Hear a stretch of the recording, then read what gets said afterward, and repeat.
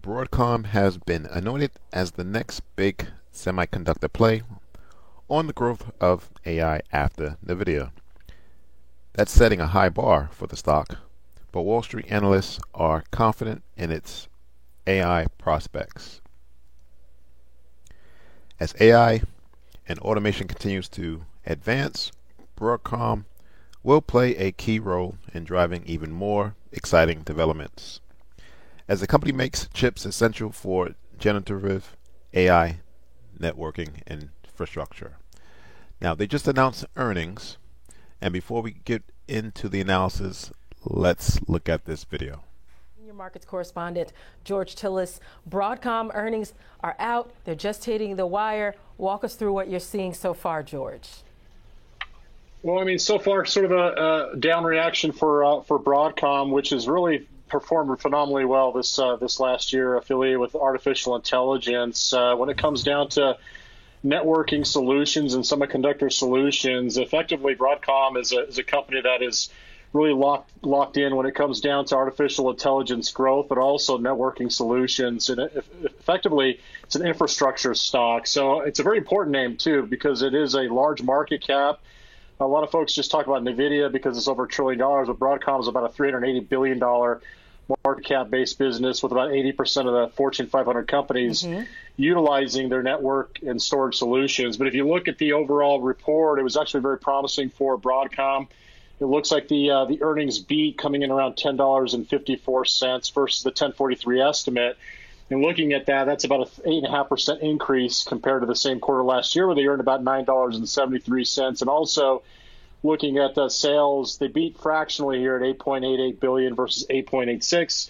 Compared that to last year at $8.46 billion, that was about an increase of about 9% compared to the same quarter last year. So pretty modest increase when it comes down to sales and earnings growth for Broadcom. Again, some question about the performance. If you look at it a year to date, it's up 66%.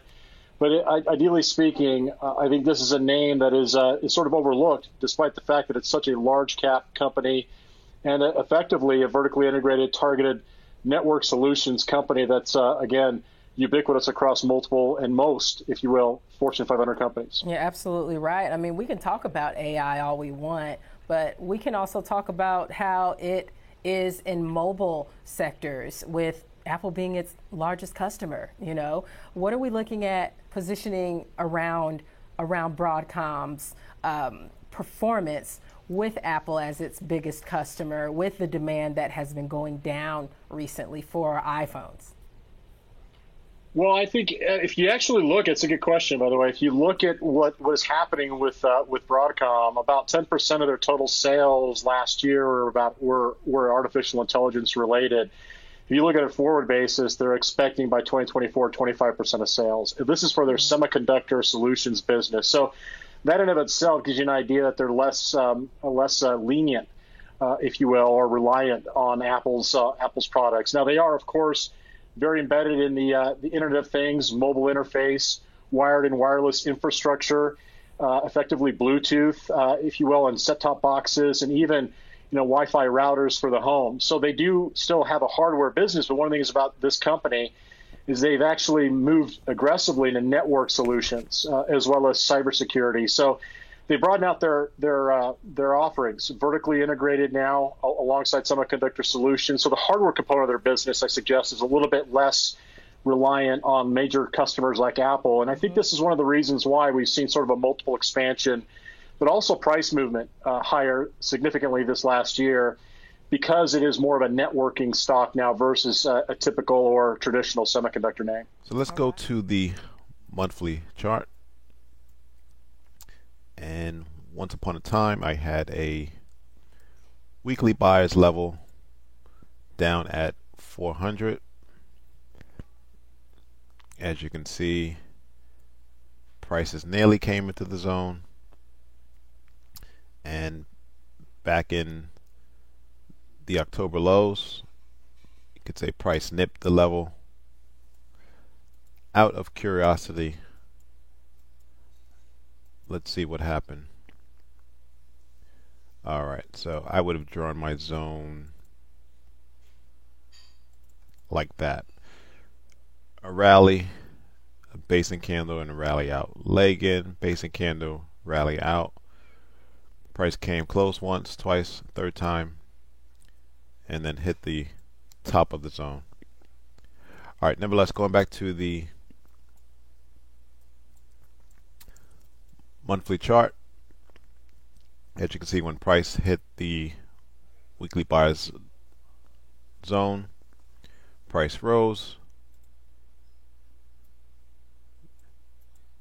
It did break the monthly downtrend line on the break, and using the 13 simple monthly moving average, that was an opportunity to go long. Here was another opportunity to go long. You had a rally in price, a basing candle, and then when price opened up in May to go down to go up, a break above 655, 651. That was an opportunity to go long as well.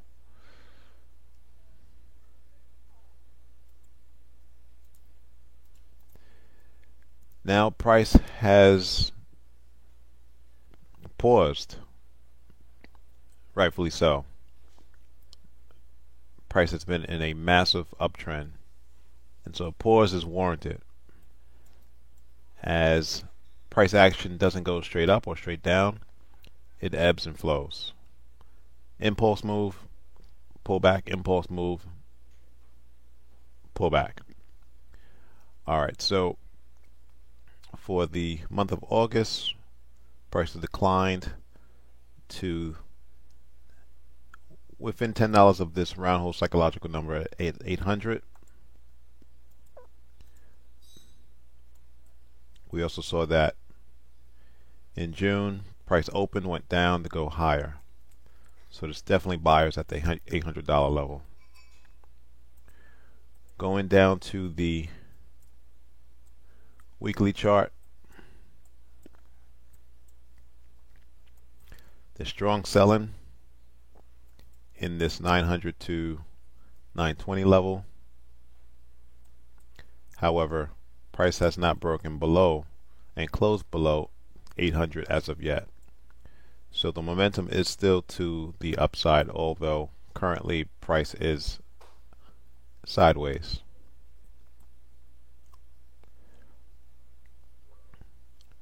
Let's go to the daily chart.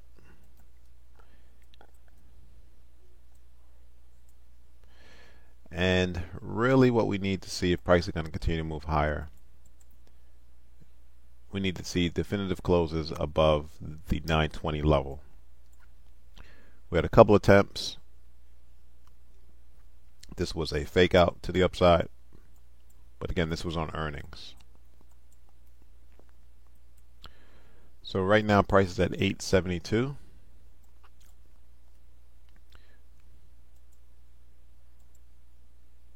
Price is sideways. Price in the middle, you're going to get chopped up.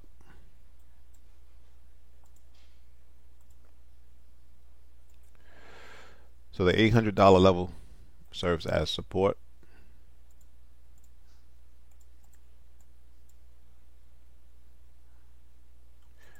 And the 920 level serves as resistance.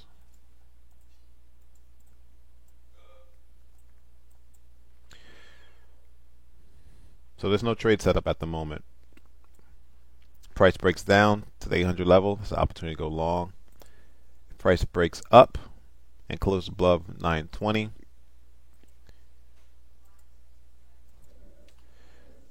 gotta wait for the pullback to the origin of the breakout before potentially going longer. However, we are in September. We have October 4 weeks away. And so I don't know if this scenario is going to play out. I would say if we were entering October into November, you would have the Santa Claus rally. I could see this scenario playing out. We could see a stronger pullback in the broader markets where the $800 level may not hold. but tough to say. Right now, you just have to wait on your hands. Thanks for watching. Subscribe. Please like the video.